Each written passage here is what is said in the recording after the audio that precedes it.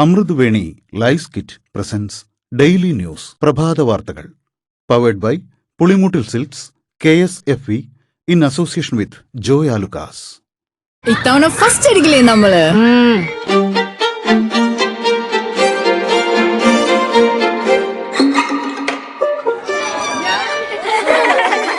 കുട്ടികൾക്കൊക്കെ പെയിൻ ശല്യം ഉണ്ടാകും. അതുകൊണ്ട് ലൈസ് കിറ്റ് ഉപയോഗിച്ച് ക്ലാസ്സിൽ വരാൻ പ്രത്യേക ശ്രദ്ധിക്കണം. ലൈസ് കിറ്റ് ലൈസ് റിമൂവർ പെയിൻ ശല്യത്തിൽ നിന്നും ഉടനടി ആശ്വാസം. നമസ്കാരം, ഞാൻ ഷാജി പത്മനാഭൻ. ഡെയിലി ന്യൂസിന്റെ പ്രഭാത വാർത്തകളിലേക്ക് സ്വാഗതം. ഇന്ന് നവംബർ 27 വ്യാഴാഴ്ച. ഹോങ്കോങ്ങിലെ തായ്പോ ജില്ലയിലുള്ള വാങ് ഫുക് കോട്ട് ഹൌസിംഗ് കോംപ്ലക്സിലെ പാർപ്പിട സമുച്ചയങ്ങളിലുണ്ടായ വൻ തീപിടുത്തത്തിൽ 44 പേർ മരിച്ചു. നിരവധി പേർ കെട്ടിടത്തിനുള്ളിൽ കുടുങ്ങിക്കിടക്കുകയാണ്. 279 പേരെ കാണാതായെന്നും റിപ്പോർട്ടുകളുണ്ട്. വാങ് ഫുക് കോട്ട് ഹൌസിംഗ് കോംപ്ലക്സിലെ 32 നില കെട്ടിടത്തിലെ 7ഓളം ബ്ലോക്കുകളിലാണ് തീ പടർന്നതെന്നാണ് പ്രാഥമിക വിവരം. മുളകൊണ്ടുള്ള മേൽത്തട്ടിയിൽ തീ പിടിച്ചാണ് ദുരന്തം. 1980കളിൽ നിർമ്മിച്ച 8 കെട്ടിടങ്ങൾ അടങ്ങുന്ന ഈ ഭാഗത്ത് 2000ഓളം പാർപ്പിട സമുച്ചയങ്ങളുണ്ട്. ഇവിടെ 4800 പേർ താമസിച്ചിരുന്നു. രക്ഷാപ്രവർത്തനം തുടരുകയാണ്. മരണസംഖ്യ ഉയരാനാണ് സാധ്യത. പ്രാദേശിക സമയം വൈകിട്ട് 6:20ഓടെയാണ് സംഭവം. 30 വർഷത്തിനിടയിൽ ഹോങ്കോങ്ങിലെ ഏറ്റവും വലിയ തീപിടുത്തമാണിതെന്ന് അധികൃതർ പറഞ്ഞു. മുൻകൂറായി പണം അടയ്ക്കാത്തതിന്റെ പേരിൽ ജീവൻ രക്ഷിക്കാനുള്ള ചികിത്സ നിഷേധിക്കരുതെന്ന് ഹൈക്കോടതി. അടിയന്തര ഘട്ടങ്ങളിൽ ഓരോ ആശുപത്രിയും സൗകര്യത്തിനനുസരിച്ചുള്ള ചികിത്സ ഉറപ്പാക്കണമെന്നും കോടതി നിർദ്ദേശിച്ചു. ഇവ ആശുപത്രികളുടെ ഉത്തരവാദിത്തമാക്കുന്ന കേരള ക്ലിനിക്കൽ എസ്റ്റാബ്ലിഷ്മെന്റ് നിയമവും ചട്ടവും ചോദ്യം ചെയ്തു നൽകിയ ഹർജികളിലാണ് ബെഞ്ചിന്റെ മാർഗനിർദ്ദേശം. Kerala private hospital association, Indian medical association തുടങ്ങിയവരാണ് കോടതിയെ സമീപിച്ചത്. പത്തനംതിട്ട തൂമ്പാക്കുളത്ത് സ്കൂൾ കുട്ടികളുമായി പോയ ഓട്ടോറിക്ഷ മറിഞ്ഞുണ്ടായ അപകടത്തിൽ 2 മരണം. കരുമാൻതോട് ശ്രീനാരായണ സ്കൂളിലെ 3ാം ക്ലാസ് വിദ്യാർത്ഥിനി, തൂമ്പാക്കുളം സ്വദേശിനി ആദിലക്ഷ്മി, യദുകൃഷ്ണൻ എന്നിവരാണ് മരിച്ചത്. സ്കൂൾ കുട്ടികളുമായി പോയ ഓട്ടോറിക്ഷ പാമ്പിനെ കണ്ട് വെട്ടിച്ചപ്പോഴാണ് നിയന്ത്രണം വിട്ട് മറിഞ്ഞത്. പത്തനംതിട്ട കരുമാൻതോട് ശ്രീനാരായണ സ്കൂളിലെ 6 കുട്ടികളാണ് ഓട്ടോയിലുണ്ടായിരുന്നത്. ശബരിമല സ്വർണ്ണക്കൊള്ളക്കേസിൽ മുരാരി ബാബുവിന്റെ ജാമ്യാപേക്ഷ കൊല്ലം വിജിലൻസ് കോടതി തള്ളി. ദ്വാരപാലക കേസിലും കട്ടിളപ്പാളി കേസിലും മുരാരി ബാബു പ്രതിയാണ്.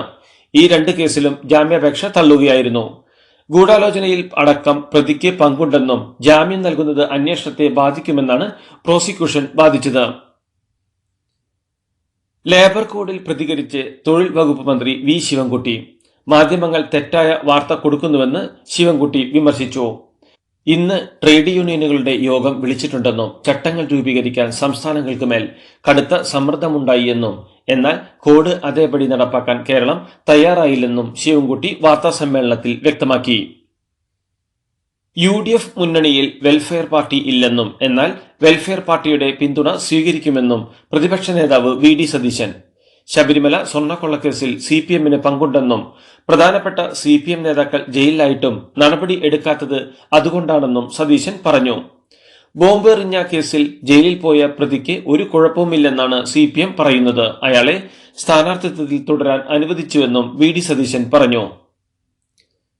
തദ്ദേശ തെരഞ്ഞെടുപ്പിൽ തിരുവനന്തപുരം കോർപ്പറേഷനിലെ ശാസ്തമംഗലം വാർഡിൽ BJP സ്ഥാനാർത്ഥിയായി മത്സരിക്കുന്ന മുൻ DGP R ശ്രീലേഖയുടെ പേരിനൊപ്പമുള്ള IPS നീക്കം ചെയ്യാൻ തെരഞ്ഞെടുപ്പ് കമ്മീഷൻ നിർദ്ദേശം നൽകി. ആം ആദ്മി പാർട്ടി സ്ഥാനാർത്ഥിയായ TS രശ്മി നൽകിയ പരാതിയുടെ അടിസ്ഥാനത്തിലാണ് കമ്മീഷന്റെ നടപടി. സർവീസിൽ നിന്ന് വിരമിച്ച ശേഷം IPS എന്ന പദവി പേരിനൊപ്പം ഉപയോഗിക്കുന്നത് നിയമവിരുദ്ധമാണെന്ന് പരാതിയിൽ ചൂണ്ടിക്കാട്ടിയിരുന്നു.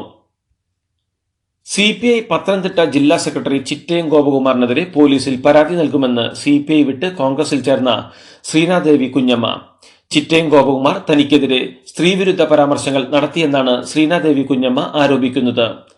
ഡെപ്യൂട്ടി സ്പീക്കർ ആയതിനാൽ സ്പീക്കർക്ക് പരാതി നൽകുന്നതും ആലോചിക്കുമെന്ന് ശ്രീനാദേവി കുഞ്ഞമ്മ പ്രതികരിച്ചു.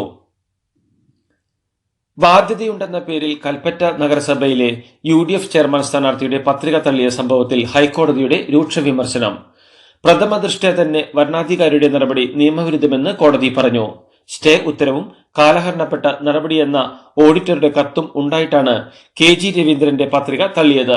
വിശദീകരണം നൽകാനുള്ള സമയം പോലും നൽകിയില്ലെന്നും കോടതി കുറ്റപ്പെടുത്തി.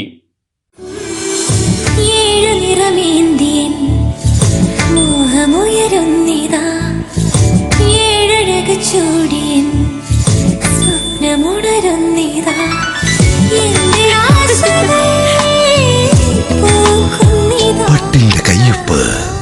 Since 1924, പുളിമൂട്ടിൽ സിൽക്സ്.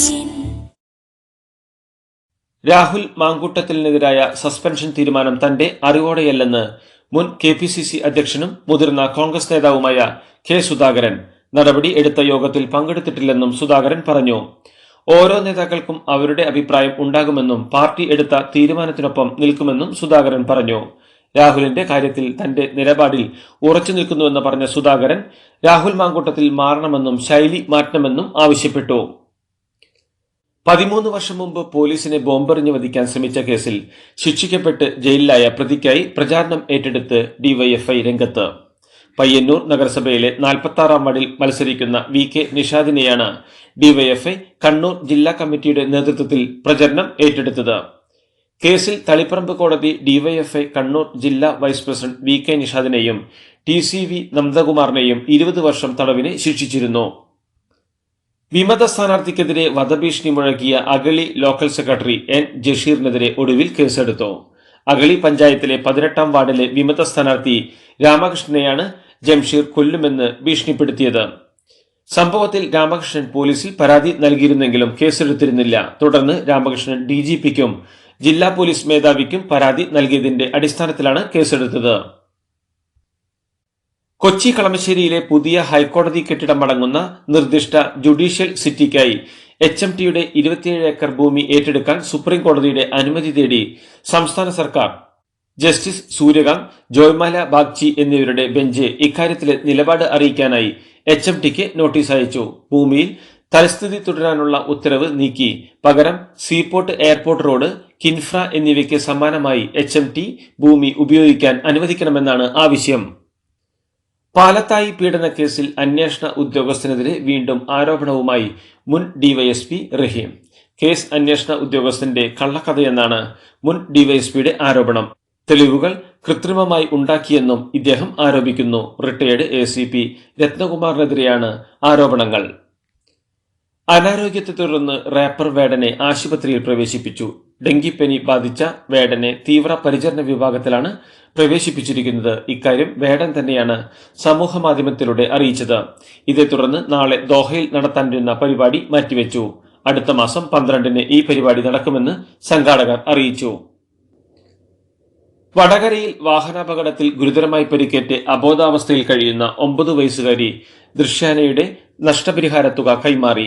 നാഷണൽ ഇൻഷുറൻസ് കമ്പനി 1.15 കോടി രൂപ ട്രാൻസ്ഫർ ചെയ്യുകയായിരുന്നു. കുട്ടിയുടെയും അമ്മയുടെയും അക്കൗണ്ടിലേക്കാണ് തുക കൈമാറിയത്. ഹൈക്കോടതി കേസെടുത്തത് നിർണായകമാവുകയും ഈ മാസം 18-ന് വടകര MACT കോടതി നഷ്ടപരിഹാരം വിധിക്കുകയുമായിരുന്നു. പോലീസുകാരെ വധിക്കാൻ ശ്രമിച്ച കേസ് പിൻവലിക്കാനുള്ള സർക്കാരിന്റെ അപേക്ഷ സെഷൻസ് കോടതി തള്ളി. കണ്ണൂർ പഴയങ്ങാടി SI ഉൾപ്പെടെയുള്ള പോലീസുകാരെ ആക്രമിച്ച് പരിക്കേൽപ്പിച്ച കേസ് പിൻവലിക്കാനായി സർക്കാർ സമർപ്പിച്ച അപേക്ഷയാണ് തളിപ്പറമ്പ് അഡീഷണൽ സെഷൻസ് കോടതി തള്ളിയത്. ലോക്കൽ സെക്രട്ടറി ഉൾപ്പെടെ 13 CPM പ്രവർത്തകർ പ്രതിയായ കേസിലാണ് കോടതി ഉത്തരവ്. സുപ്രീം കോടതി അതൃപ്തി അറിയിച്ചതിന് പിന്നാലെ പോലീസ് സ്റ്റേഷനുകളിൽ CCTV സ്ഥാപിച്ചതിൽ സത്യവാങ്മൂലം സമർപ്പിച്ച് സംസ്ഥാനം. കേരളത്തിൽ 28 പോലീസ് സ്റ്റേഷനുകളിൽ CCTV ഇല്ലെന്നും ആകെ 518 പോലീസ് സ്റ്റേഷനുകളിൽ CCTV സ്ഥാപിച്ചുവെന്നും സത്യവാങ്മൂലത്തിൽ പറയുന്നു. ലോക്കപ്പിന് മുന്നിലെ ഇടനാഴി, റിസപ്ഷൻ, പോലീസ് സ്റ്റേഷന്റെ പ്രവേശന കവാടം, പിൻഭാഗം എന്നിവിടങ്ങളിലും CCTVകൾ സ്ഥാപിച്ചു.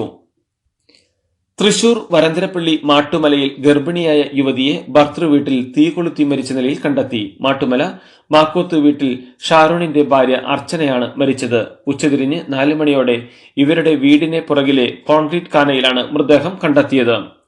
6 മാസം മുമ്പാണ് ഷാരോണും അർച്ചനയും തമ്മിൽ പ്രണയവിവാഹം നടന്നത്. അർച്ചന ഭർതൃവീട്ടിൽ മാനസികവും ശാരീരികവുമായ പീഡനം നേരിട്ടുവെന്ന് കാണിച്ച് വീട്ടുകാർ പോലീസിൽ പരാതി നൽകി. സംഭവത്തിൽ ഷാരോണിനെ പോലീസ് കസ്റ്റഡിയിലെടുത്തു. കൺഗ്രാചുലേഷൻസ്. മിടുക്കിയാട്ടോ. പൈലറ്റ് ആവണമെന്ന് പറയണേ. അവളുടെ ആഗ്രഹമല്ലേ, അവള് പറക്കട്ടെ. ചെലവ് എത്രയാന്ന്? KSFയുടെ പുതിയ ഹാർമണി ചിട്ടി ചേരണം. കണ്ണടച്ചു തുറക്കും മുമ്പ് അവളുടെ +2 കഴിയില്ലേ.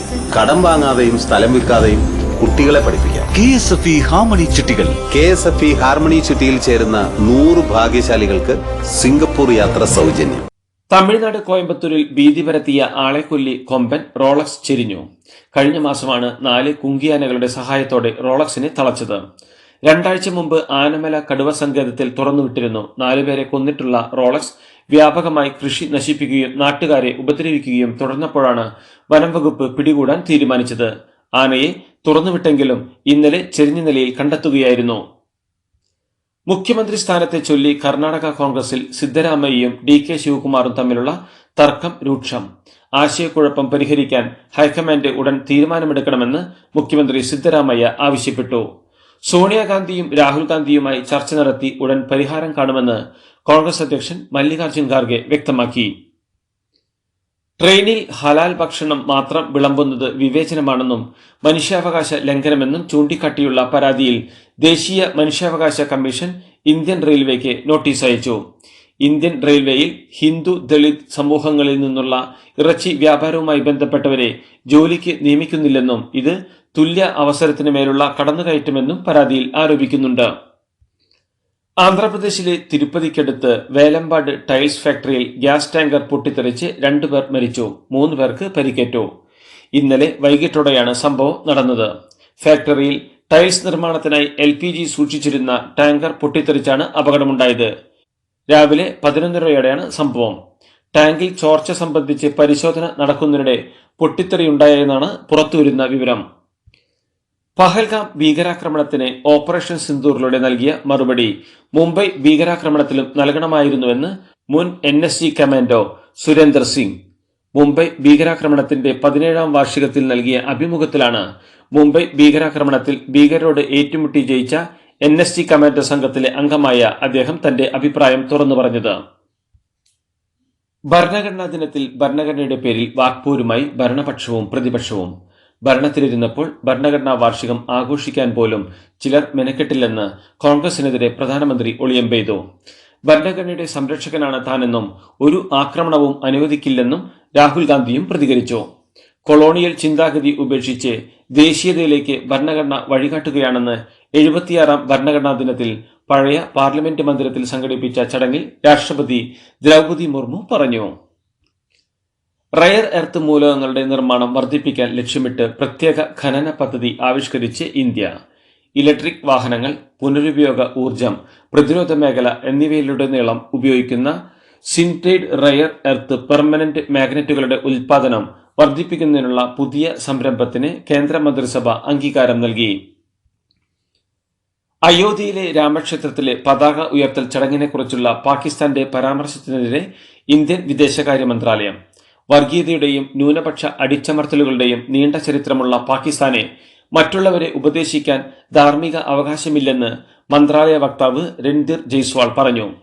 കപട പ്രസംഗങ്ങൾ നടത്തുന്നതിന് പകരം പാകിസ്ഥാൻ ദയനീയമായ സ്വന്തം മനുഷ്യാവകാശം സംബന്ധിച്ച രേഖകളിൽ ശ്രദ്ധ കേന്ദ്രീകരിക്കണമെന്നും അദ്ദേഹം പറഞ്ഞു.